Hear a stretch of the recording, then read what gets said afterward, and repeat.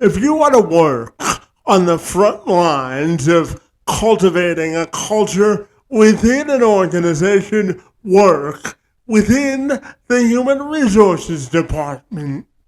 That, my friends, means that you would be responsible for setting the tone and the course of the entire operation, because the people that you interact with will form the basis of the standard that you want to set as an organizational expectation of behavior and acceptable etiquette.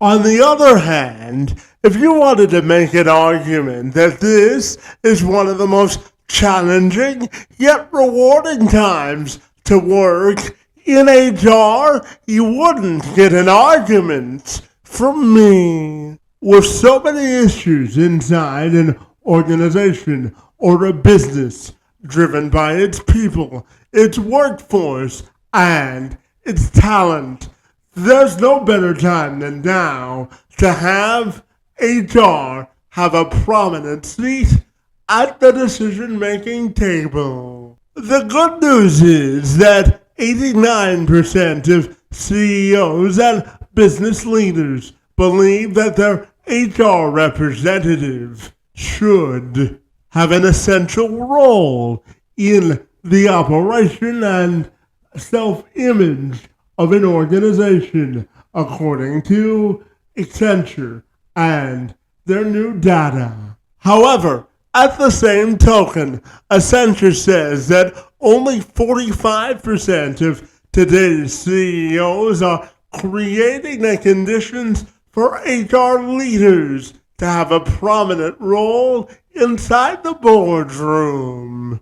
Finally, the Accenture data also revealed that high-performing chief human resources officers are 4 times more likely to have positive relationships across the entirety of the organization.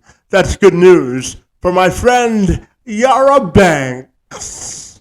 She's a leadership strategist and the author of The Executive Blueprint, transforming HR into a profit-driven powerhouse. She spent more than 20 years in the field of human resources, and she describes herself as a self-proclaimed fixer of HR headaches. She's helped businesses to realize where their hidden gaps are between their big ideas and their team's execution. She says she's here to accomplish one mission: to show executives and employees how to turn HR into their secret weapon, to stop profit leaks and get teams running like well-oiled machines. And she joined me this week to tell me more. I'm Kevin McShann. Let's have this conversation.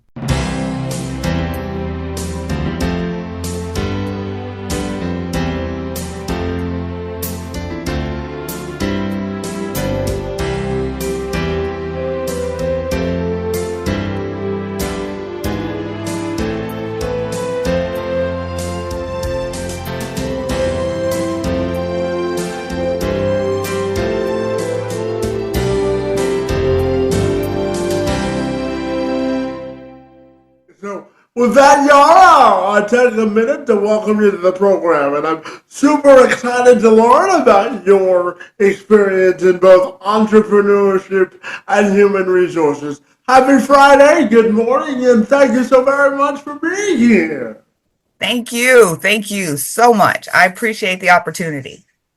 Absolutely. Yeah, I know that you spent more than 20 years in both entrepreneurship and leadership, my friend. So I'm curious to begin our conversation by asking you, what's the greatest lesson you think you've learned about the power of effective leadership and what qualifies as a good leader in your view, my friend? What are your thoughts there? Okay, so first and foremost, I think the most effective quality in any good leader is to recognize that people are people. They put their pants on one leg at a time, just like you. There's no difference of in how we treat a person defined by their title in a workplace.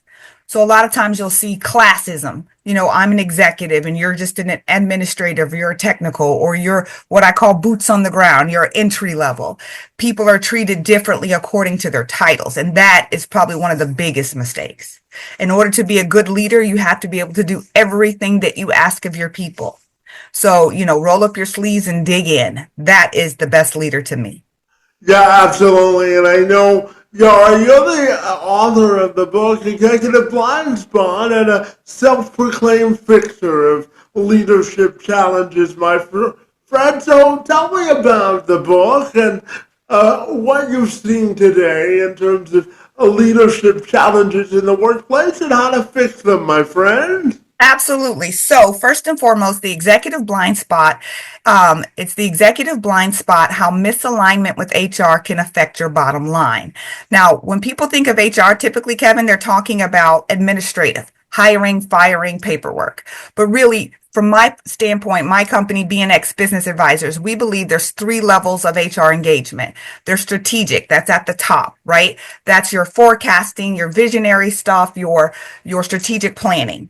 Then there's what we call tactical, right? Tactical is all hands on deck. Get in. We have a problem we need to fix, or we're implementing a new solution and it's going to be short term, 3 months, 6 months, right? And then there's the administrative. Administrative runs all throughout life cycle, right? But then there's certain areas where you jump in with the tactical. And of course, administrative sets the whole roadmap for where we're going. Okay. And so what happens is a lot of times executives rely on their other management short of HR to help them make decisions as far as the goals of the organization as a whole. And when that management is not prepared to really hone into its biggest asset, which are the people, then that's when we tend to get out of alignment. A lot of people put human resource professionals in a box, and sometimes the human resource professionals put themselves in a box, right?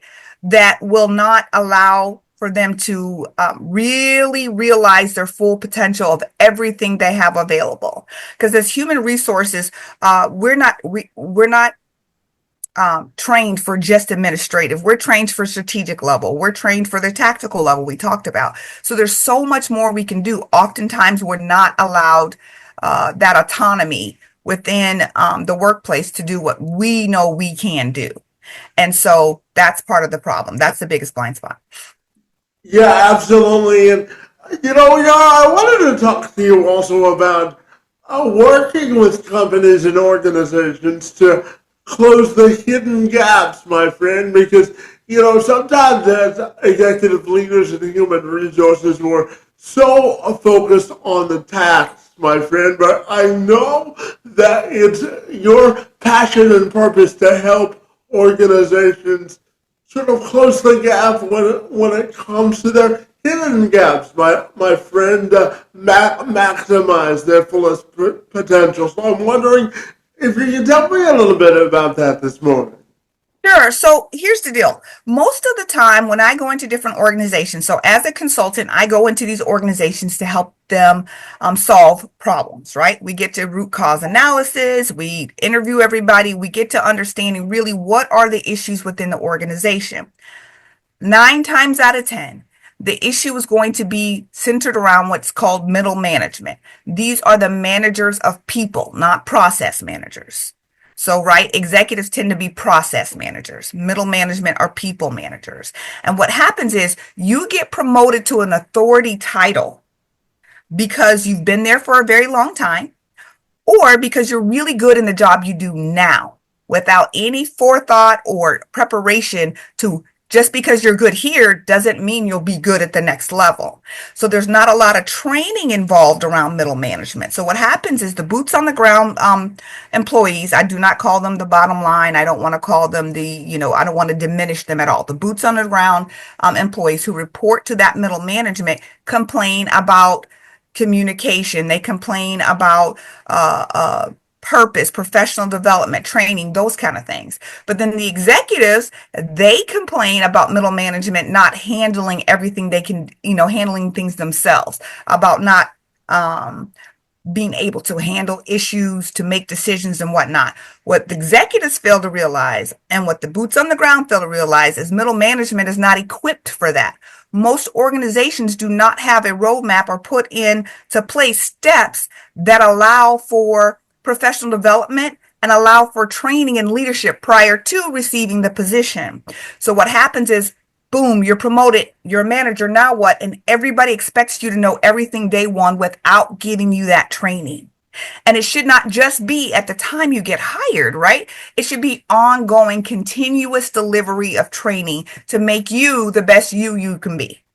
Absolutely. So let's put together a yellow brick road of that training process. What would you like to see as managers elevate into leadership roles in terms of training or steps that organizations can take to maximize both their people and production potential, my friend? Absolutely, Kevin. It's so funny. I am from the great state of Kansas, home of the yellow brick road. So I love that reference, first and foremost. We'll ask you to clap your heels next, Yes, okay? yes, yes. So here's what's funny. I literally went into an organization as a client. They're a multi-million dollar global organization. They had a problem with one of their major departments, right? And part of that problem was they had a backlog in processing. So I'm just going to shoot it straight. It was accounts payable for this global international company, and they were literally 8 weeks behind in processing payments. That means lights are getting shut off, internet's getting shut off, vendors aren't getting paid, the whole nine. So needed someone to come in and figure out what's the problem and how do we fix it. They thought it was a process problem. Well, when I get into there and check the processes, it wasn't the process, it was the people. And they had no direction. Their leadership was very much reactive and not proactive. They literally had no KPIs to determine what they should be doing, no goals to reach, no understanding of the larger departmental goals or even the organizational goals, right? And so this is literally what happened. I went to good old Amazon and I got a yellow brick road, and I literally got like a wall mount, and I literally covered the entire department in this yellow bricks. Okay. And then I let them help me determine what their capabilities are in terms of setting their own goals for each month. And so along the way, there was goals set upon this yellow brick road all around the department. And as a goal was reached, a reward was given. As the goal was reached, a reward was given. So we began to show them that, yes, you can meet these goals, and look at how easy it is to do that. We gave them direction. So with that being said, we literally do want a roadmap on how we're going to utilize assets when they come in the door. What do I mean by that? At the point that you put in a requisition to say, I need a new body in my department, that requisition should come with some explanation of what type of return on investment you expect. I want productivity to be increased by this amount. I want sales to be increased by this amount. Whatever the case is for that particular position, you want that from the time that job someone requests a job requisition. And then you set up that position into like feeder groups, like you think feeder groups, right? So you come in the door as a new hire, and I already know because I looked at your resume and I've talked with you. What are your goals? What's your 2-year goal, your 5-year goal, right? Put you on a track of succession throughout the organization, so that you are prepared to handle the next position when it's available and the next position when it's available. So it's ongoing, continuous training, professional development, and giving them a track from the time they walk in the door. That way, as people leave, as people, God forbid, pass on, retire, whatever the case may be, right? You have somebody to fill that gap immediately, so you're not losing productivity. So it's part of succession planning, it's part of professional development, and it's part of uh, strategic planning, right? As a business owner and as a executive in an organization, you have a fiduciary responsibility to all stakeholders, and that includes the employees, right? To give them all the resources and make sure you have everything available to make that organization as productive as possible. We're missing the mark on that. We're missing the mark on that. Yeah, so I'm also curious to ask you about how you think strategic planning is interconnected to the concept of creating a great organizational culture. What are your thoughts there? 100% agreed. 100% agreed. And this is what happens. We make the goals, strategic goals based off of the balance sheet, right? How much money do we want this quarter or by the end of the year? How many dividends do we want to pay out? All of it, how much revenue are we getting? All of it's surrounded around dollars. But people are missing the mark because those people, the assets within the organization help make those dollars or break those dollars, right? If you're pouring out money on cost of recruiting, cost to retrain, cost of hire every quarter, those are metrics we need to look at to understand why. Why are we having this constant turnover? Why is our productivity falling off? Why are we not meeting our strategic goals for that particular department or area or organization as a whole? So that's why you get HR involved in the beginning of strategic planning. They're not just there to tell you how many full-time employees you need in order to pull off whatever your goals are, but they're there to talk about all these other factors that need to be considered. So part of strategic planning, of course, is workforce utilization, deployment. Okay, so how do we get these people prepared that if we need 15 managers, 15 new managers by the end of the year, how do we use our current workforce to fill that manager role, then backfill the current workforce? So that you're moving people up and not always having to go back out into society to grab new people every time you have an opening. So promotion from within, but that's part of your workplace culture, right? If that's one of your core values as an organization, is to grow your people up through the organization, you have to be proactive in your planning. Strategic planning is key. If it's not written down, it's only a dream, right? Yeah, I always say now, for myself personally, my friend, if it's not on my schedule, I don't agree to do it because you have to stay focused on the goal, right? Absolutely. Absolutely. Yeah, and Yara, you brought up the idea of competitive advantage and using HR as a secret weapon, my friend. And one of the ways that I help organizations do that is by promoting the need to hire more people with disabilities, because I believe that they're an untapped segment of our population. So tell me, how do you think HR leaders should be rethinking their approach when hiring folks with disabilities and the competitive advantage that they can bring to an organization? First of all, diversity of any kind is a competitive advantage, right? And when people talk about diversity, a lot of times they're always talking about race. You hear them talk about race and gender, right? A lot of times. But disability is certainly one of those areas in which you can have a competitive advantage.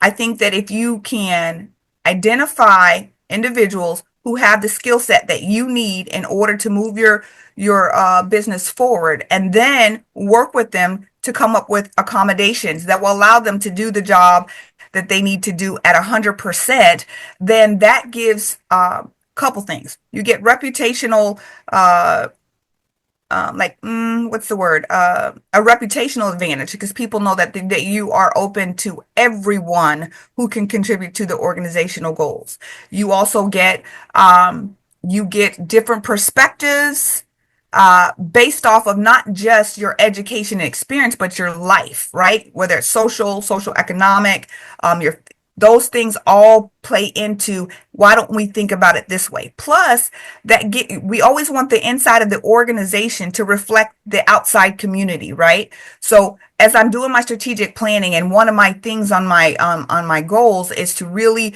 reach out and make sure that we are let's say a partner to organizations and community organizations with people with disabilities. Well, we certainly need people on our team who understand the need, what they go through, and can empathize and maybe have some creative solutions on ways we can get plugged in and engaged.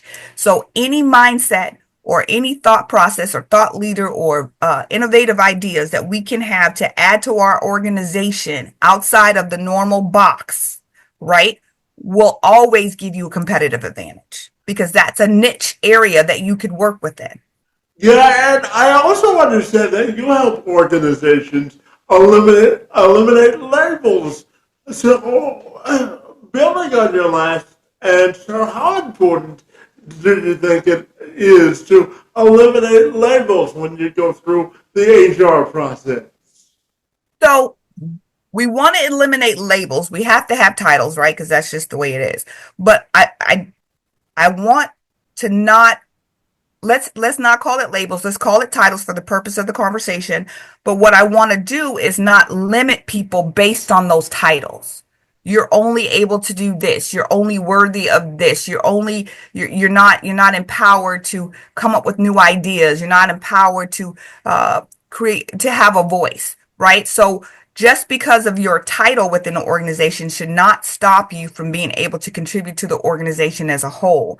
I'm very much anti-classism when it comes to the org chart and saying that because someone is a higher level in the org chart that they somehow have more to offer than someone who might be in a different area of the org chart. So really I'm honed in on that. I don't think that you can ever eliminate titles because I think we're going to have that for compliance reporting and all that good stuff.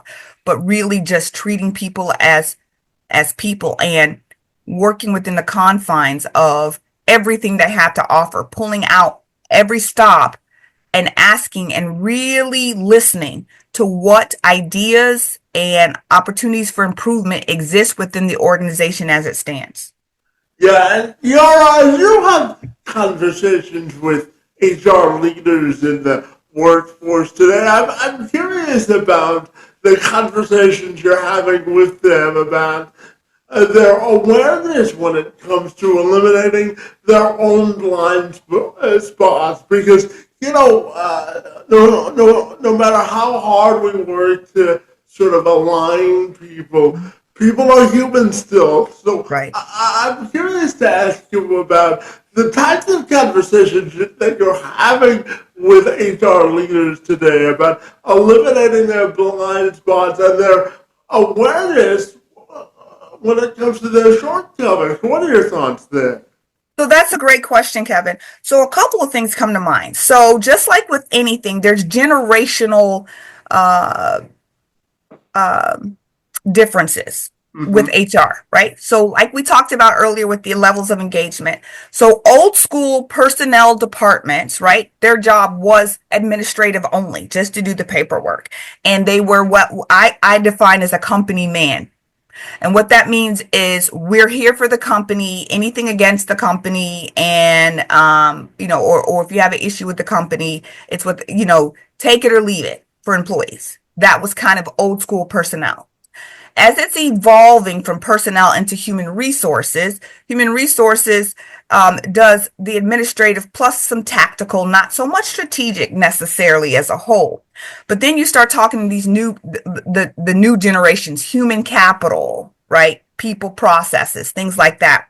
That's when they start to really integrate human resources into the whole organization, the people asset into the whole organization. They start looking at the strategic side and they also start looking at the people side, right? But I think some of the shortcomings from just HR as a whole is, like I told you, being in that box of administration. You may have been HR for 20, 30 years, but if you've only ever been in that box, if someone offers you the opportunity to come out, you may not be prepared, right? So that's number one. So how do we Mm-hmm. constantly be preparing ourselves to have that seat at that executive table, right? So that's one.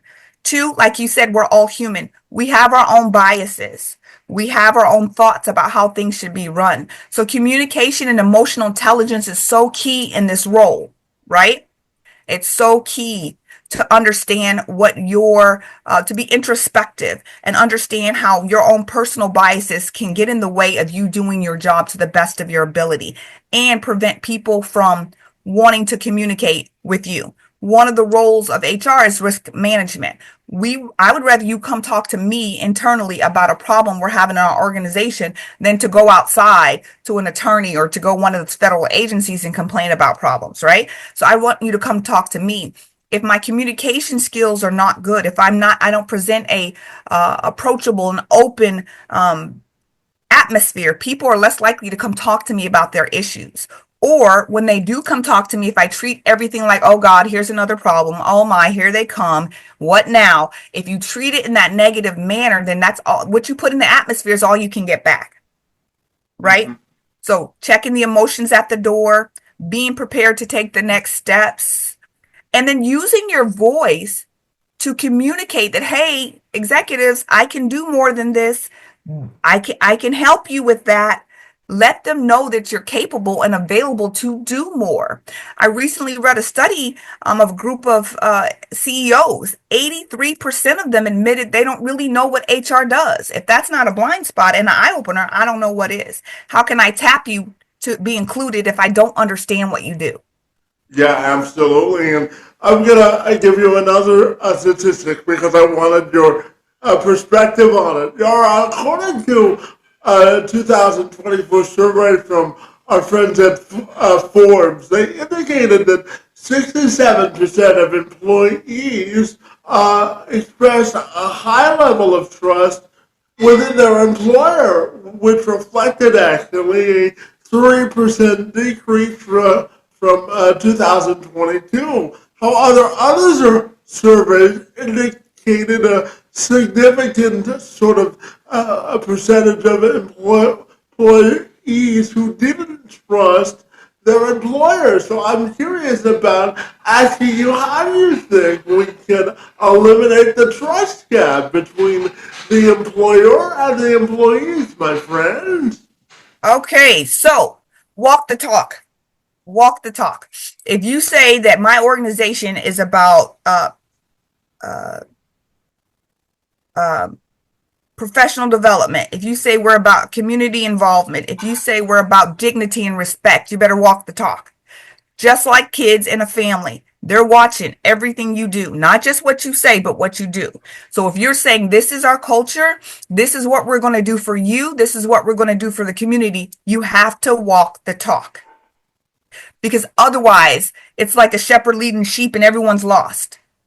They need to have trust in the organization. They need you to be consistent with what you say and what you do. But more importantly, they need to know that they are part of something bigger than themselves. They need to know they're included in your organizational goals and the strategic planning. They need to know that the job I do matters because, right? They need to be a part of that. So they need to have some ownership in the organization. And because of that, that builds loyalty and that builds trust. So let me also comment on this. A lot of times when you do like those studies you talk about, people will have trust in the employer, meaning the company, PepsiCo, Coca-Cola, whatever, the company brand, but not have trust in the supervisors in which they work for. Also, they can have trust in the supervisors for which they work for and not have trust in the employer or the brand. And why that's important is a lot of times when employees do employee satisfaction survey, like 92% of what they answer on that survey, even if it doesn't specifically say this, they attribute it to their relationship, what they can see with their own eyes in their department. Right? So if I love my supervisor and my manager's the best, I'm going to get great reviews through that whole entire survey. Even if it asks specifically about the employer brand, the only person you have to identify with is that supervisor. But if I dislike my supervisor, everything else goes to pot, right?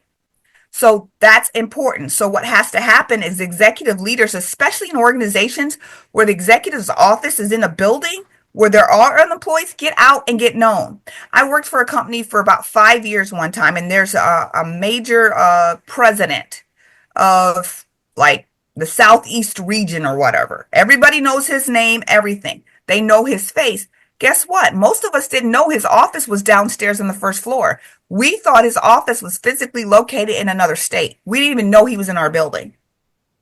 And then as he started to finally come out, I actually went to him and said, "Hey, I have something I want to talk to you about."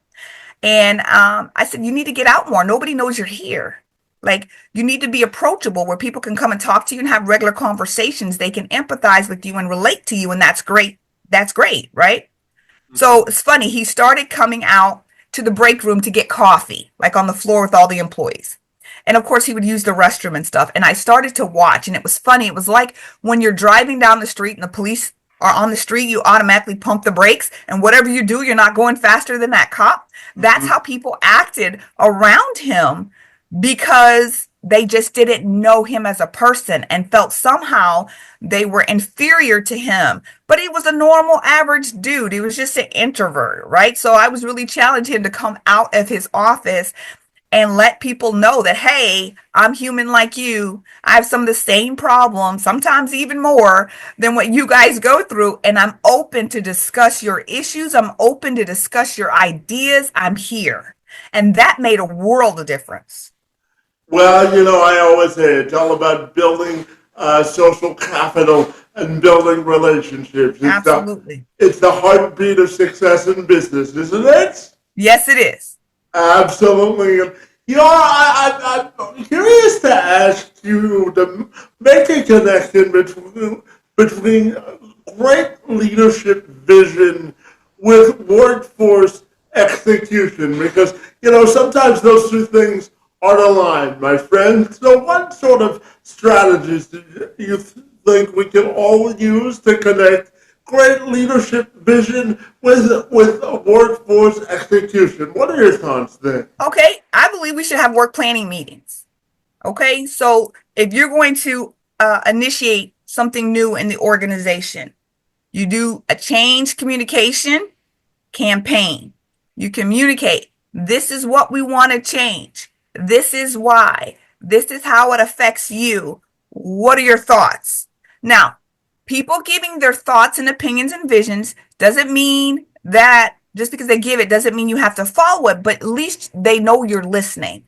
If they give ideas and solutions to what they see are problems, then if you can implement it, great, and make sure you communicate that. And if you can't, communicate that as well and state why, or maybe not now. What happens is we make a lot of decisions as executives about the people, but don't ask the people who actually do the job what's best. So that's part of the biggest gap. Like, I want to implement a new process for implementing how we build cogs, right? But the people who build cogs are not part of that discussion. So you have people up, on the executive floor have no clue about how to do the day to day, making decisions about how it should be done. So I think what works best for that vision versus, and right inclusion of the execution is to talk to the people who actually do a job. Do a what do you call those? A focus group, right? And say, hey, we're thinking about implementing this. What is your opinion? All affected areas, at least one representative from all affected areas, come together and start talking about what they think, how they think it would be beneficial for the department, or what things aren't working that they really need to find solutions for. I think when you get a perspective that's 360 degrees of an issue, you're going to get the right idea. You're going to be moving in the right direction. Will it be perfect every time? No. But at least people feel a part of that process. They feel a part of something bigger than themselves. They feel included and their voices are heard. That goes a long way from when you come down and say, okay, this is the decision we made. They all know they had some sort of voice in it. And whether you took their advice or not, they knew they were part of it. They understand where they're going and they're going to get on board. Yeah, and I'm curious to ask you about your own journey in entrepreneurship Sure. and how it got started, and some of the more common mistakes that you see entrepreneurs or leaders make today that contribute to their headaches and HR or consistency. What are your thoughts there, my friend? Sure. So for me, I do human resource consulting, but I also do business consulting. So I help people start their own businesses. One of my companies is Global Human Resource Consulting Network, where we help people become HR consultants, right? Build their business on that. So I have a lot of experience in hiccups, right? Hiccups in the beginning. So for me, I worked in corporate America. I worked in a nonprofit. I founded my own nonprofit, ran a nonprofit, worked in corporate and government for many years, having leadership roles, always working in the community, mentoring, leadership development, HR, organization. I'm sorry, operations and all that good stuff. I'm a spiritual, I believe in God, right? And so I felt like God was telling me that I needed to start my own business, but I wasn't being obedient. So he set up a series of circumstances to lead me to the point where I had no choice, ending in COVID, right? So, so at that point, because I have small children at home at COVID, I had to stay home with them anyways. So I said, okay, let's do it. No more excuses. So here's some of the things that caught me up in the beginning. Just because you're good at what you do doesn't mean you're good at running a business. Okay. So just instead of getting out there and starting, really having a strategic plan, a business plan that sets you up for success. Find people who do what you either can't or don't like to. Because if you don't like to do it, you're going to procrastinate on it. And if you can't do it, it's not going to get done. It's okay to find consultants. It's okay to find mentors who can help you in those areas. Don't go get big old business startup loans, right? Bootstrap for as long as you can. What I mean by bootstrap is pay your own way as long as you can, depending on the type of company that you have. Because a lot of times it's like, I liken it to getting like the NFL players at 18-year-old. I'm going to give you a $10 million contract and say, go forth and prosper. And what's going to happen to that $10 million, right? So the same thing with a new business owner. Ooh, I need this. I can get that. And then everybody is throwing all these bright, shiny objects at you about how you should have this program. Hey, you should have that. Hey, you should have that. And you're spending money left and right, but really not getting anything done. So that's another hiccup. Not planning for the environment or the culture of your business from the beginning. The point you make your mission and vision statements, that sets the tone for the culture of your organization. And everything you do thereafter should align with that mission and vision. So as you're working through your new business, as you're working through your organization, and people want to pull you in different directions, always go back to the foundation, which is your mission and vision. Does it align? If it doesn't, you need to say no. Okay. Mm-hmm. So those are some things that I really notice for people in the entrepreneurship space in the beginning that can cause huge hiccups. Okay. So that's one. HR plays a role in that when it comes to culture, like we just talked about, when it comes to scalability of your company, when it comes to growth. So let's say some people compete, for instance, in the government contracting space. And let's say I send off a proposal for a $1 million contract, changing the whole world, right? And in 2 weeks, they say, hey, Yara, congratulations, you got this contract. You need 20 people to get this started. And I've done no preparation. I've done no handbook, no forms, no policies, nothing to be able to start recruiting quickly or to build up at least qualified applicants for when it's time to get started. That's how HR can play a role on a smaller scale. Well, I appreciate you sharing that. And, I'm also curious to get your thoughts on how HR professionals can go beyond the resume. And what I mean by that is go beyond their preconceived notions of what's on the piece of paper versus getting to know someone in person and what they can bring to the workforce. So what are your thoughts on going beyond the resume, my friend? So we're talking about recruiting, right? And we're talking about how an HR person reviews the resume and how can they make a good decision about the capabilities of that person from the resume, right? Absolutely. Yeah. Okay.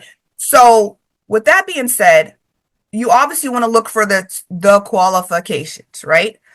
But then you need to ask behavioral interview questions.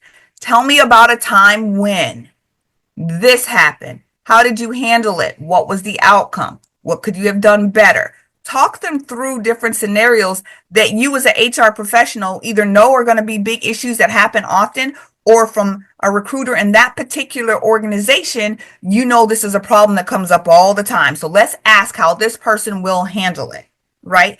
Ask about their future aspirations so you'll know if they're goal oriented or not. You know, ask about whether they want to further their education. Ask about what they expect from their manager. What type of personality or management style do they work with best? Those type of questions really help you understand if they're a good fit for the culture of the organization that you have at hand. Yeah, absolutely. And I wanted to quickly ask you about women in leadership and how we can get more women in prominent roles of leadership, what challenges they are still facing, and what progress we've made in terms of getting more women in leadership. What are your thoughts there? So certainly we've made some progress, right? We have a long way to go, especially when it comes to the top tier executives in some of the largest major corporations in the world, right? We have made progress, but there's still work to be done. And I will say this, I think a lot of times women take a more passive role when it comes to work. And I'm speaking in generalities. I don't want to get any hate mail. I'm speaking in generalities because of the nurturing type of personality that women generally have. I'm generally speaking. Um, we go to work, right? But then for me, I have 6 children. I have 3 businesses and 6 children and a husband, right? So for me, although I love the work I do it for my businesses and I'm passionate about helping people, my family's always going to come first. So I may not go as hard and push up the corporate ladder as fast because I know my other priorities are at home and I want to try to simulate some sense of work-life balance, right? So as a woman, sometimes that's part of it. There's also studies out there that say women don't negotiate on their salary when they get a new job. They say that women don't ask for promotions or salary increases while on a job. So, and it's a high percentage of women. It's not, it's not a low percentage. So it's more often than not, these things happen. And I think it has to do with our other relationships, but also I think it has to do with our inner confidence, right? If you think about it, society tells us we're not as strong as men. Strong, not just physically, but just emotionally, right? And sometimes we can feed into that and have what we call that imposter syndrome, right? Maybe we can't do the next level job. Maybe the job will be too big. Maybe I'll get it and I'll fail. So I'll just stay where I am and I'm comfortable. So some of it is from the professional development and emotional intelligence of the individual woman. And then there's the piece that comes from the organization, the culture as a whole, the good old boy system that does not allow for women to only go to a certain level. There's still a significant gap in salary when it comes to women and men in the same roles. So there's still that. In the United States here, we have, put in some legislation a couple of years back that talks about the pay equity between genders and really trying to enforce that. So there's a lot of factors with that. Some of it's internal, some of it's external. You got to find a way to navigate and really understand for yourself, again, your plan. What is your roadmap for getting where you want to be? So that's going to be important. Yeah, absolutely. And yeah, I'm going to end on this two-part question, my friend. As we enter the new year in 2025, I'm interested in asking you how you define prosperity, and when you look at your own life and legacy, my friend, how do you want that to be defined from a personal and professional standpoint? What are your thoughts there? Okay, so I define prosperity from a business perspective. Obviously, an increase in revenue year over year, that goes without saying. But the opportunity to build more meaningful, lasting relationships. I'm one of those people that I call myself, I said the fixer, but I'm also a traffic director, right? I know a lot of people who are business owners and they're trying to get to a certain level. When I'm talking and networking with people and I hear folks have a need, I almost always have a guy. I call it I have a guy, someone who I can plug you with that will help you in the next step, phase, or whatever it is you're trying to do. I need to find somebody who can do this, or I need to meet someone who can do that. So building those long lasting relationships will help build your business up over time. I believe in planting seeds, giving more than you take, always adding value. Mhm. Okay. So that would also be part of my legacy is professional, always adding value, giving more than I take. Okay. From a personal standpoint, my legacy is, I told you I'm a mom of six. And I truly believe, Kevin, that if my six kids can watch mama build something from nothing, they know that they can do it too. Whether or not they choose the entrepreneur pathway is up to them, but they know they have it in them, right? So that for me is my personal legacy. I want a legacy of being kind, being helpful, and always helping other people learn, grow, and develop because that's my biggest mission in life. Yeah, well, I say that internal motivation is the best driver of success, isn't Yes, it? that's correct. Absolutely, my friend. And tell me, Yara, if people want to get connected with the great work that you do, my friend, what's the best way they can do that? Sure, they can go to our website at bnxb. I'm sorry, yeah, bnxba.com. That's BNX Business Advisors, bnxba.com. They can look and they can pre-order our new book, The Executive Blind Spot. They can look us up on all social medias, BNX Business Advisors. We're on YouTube, LinkedIn, Facebook, Instagram. Feel free to look us up. Go to our website, set up some time to talk with me. I'd be happy to talk with people. And I just really, really sincerely, Kevin, thank you for this opportunity to share with your audience just about leadership, about our own mindsets, our introspect, and how we can really make our companies more profitable by tapping into our natural resources. Well, absolutely, my friend. As someone who works in HR on a consistent and regular basis, my friend, I was really looking forward to this conversation and engaging in conversation with you. So I want to thank you for being here, the good work that you're doing in diversifying the field of human resources, and for engaging in conversation and answering my questions. It's most appreciated. I want to wish you a great weekend, and thank you for being here, my friend. Thank you, Kevin. It's been a pleasure. I really appreciate it.